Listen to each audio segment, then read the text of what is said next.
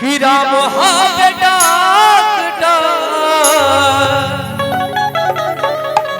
क्यों कर नाम हा दबाए लेके पीला पीला ये भैया रोग ना सताए पीला पीला ये भैया रोग ना सताए पीला पीला ये भैया रोग ना सताए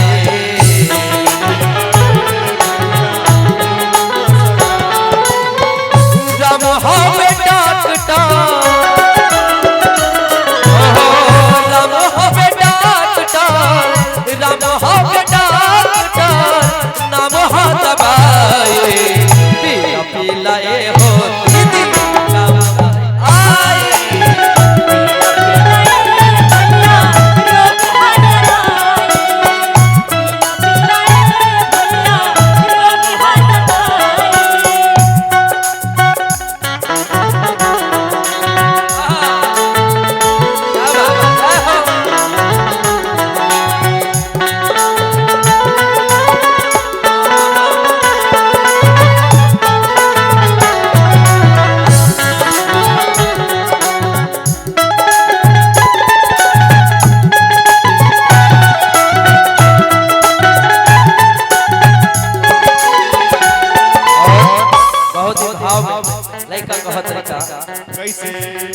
ब्रह्मा जी पियाले विष्णु जी पियाले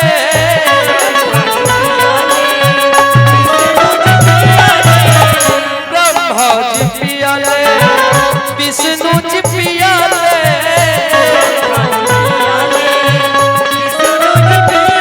भोले बाबा पियाले भोले बाबा पियाले भोले बाबा पियाले डमरू बजाए। अच्छा एक बात हम जानना चाहेंगे कि आप लोग राम का नाम रसपान करना चाहते हैं? कितने लोग चाहते हैं? जरा दोनों हाथ उठाइएगा एक बार। जिनके पास एक हाथ है वो एक हाथ उठाइए इस दरबार में, और जिनके पास दो हाथ है दो हाथ उठाइए, और जिनके पास नहीं दिया है भगवान किसी कारण बस हट गया है रहने के बावजूद भी तो थोड़ा सा बगल वाले से ले लीजिएगा है ना, लेकिन उठाइएगा जरूर है ना,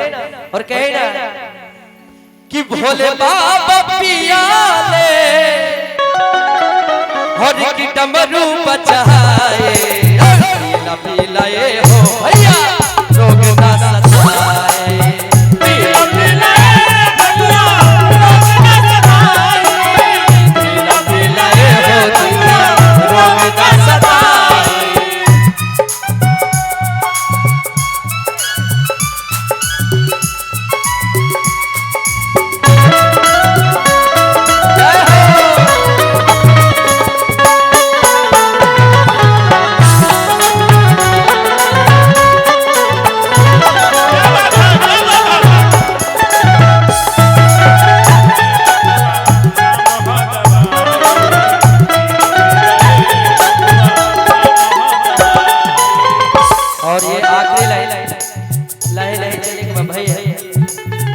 सूरदास पियाले वीरदास पियाले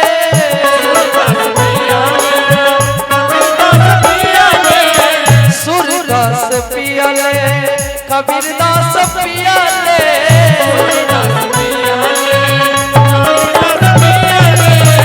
लेकिन औरों के मिले बाबा और देखे नारद बाबा पियाले नारद बाबा पियाले बीड़ा बजाए जरा उड़ान धा के भाई हर की पीला पीला ये हो चाची रोग ना सताए पीला पीला